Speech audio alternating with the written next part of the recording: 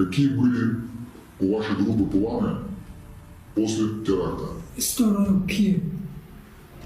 Крокус-Ситидегі теракт. ФСБнің Крокус-Сити холда теракт уюштурган кылмышкерлерден жаңы сурак алышында аларга Сайфулу аттуу адам ар кандай координаталарды көрсөтүп, бардык курал-жарактарды даярдап, тапшырмаларды берип турган. Сити Холл снабдил оружием и дал маршрут отхода. За обещанным гонораром по $1 000 000 на каждого террористы сразу после атаки отправились... Кылмышкерлердин айтымында алар Крокус-Ситидегі теракттан кийин Киев тарапка кетишмек. Киевке жеткен соң ар бир кылмышкерге $1 000 000 өлчөмүндө акча айгарылмак.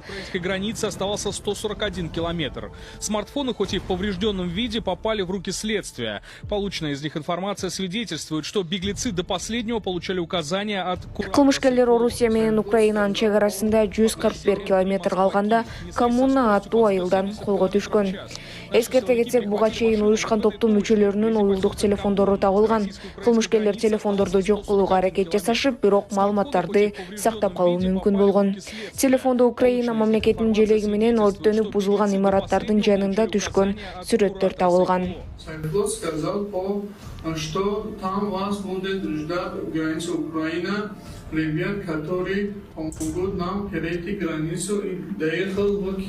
На той стороне для террористов... Урматтуу Москвадагы мекенештер, сиздерге таза жана оригинал документтер керек болсо, сиздерге Абдуталип мырзаны сунуштайбыз. Алдыңыздарда турган бардык документтерди бат жана таза жасап берет. Регистрация 3 айга, 9 айга, продление 3 айга, 9 айга таза жана ишеничтүү базасына жооп берет. Аманатка кыянат жок. Связь жана WhatsApp номер +7 916 044 66 24. Кызматыңыздарда Абдуталип. Медведев бул коркунучтуу террордук чабуулдун демөөрчүсү Макрон жана башка кээ бир батыш лидерлери экени ачык. Россиянын коопсуздук кеңешинин төрага орун басары Дмитрий Медведев, Франциянын президенти Эммануэль Макрон жана айрым батыштык өлкөлөрдүн лидерлеринин Москвадагы Крокус-Сити Холл аттуу концерттик залга жасалган террордук кол салуунун кылмыш өнөктөшү жана демөөрчүлөрү болгонун айтты. Медведев 22 мартта Борбор шаар Москвадагы Крокус-Сити Холл концерттик залында болгон теракт тууралуу Telegram каналынан билдирүү жасады. Сөз болуп жаткан террордук кыймылды жасагандардын кармалганына көңүлдөрдү бурган Медведев, бул шылуундар өз ишеними үчүн өлүүгө даяр диний фанаттар эмес, аз акчага жалданып, үйрөтүлгөн киши өлтүргүчтөр деди.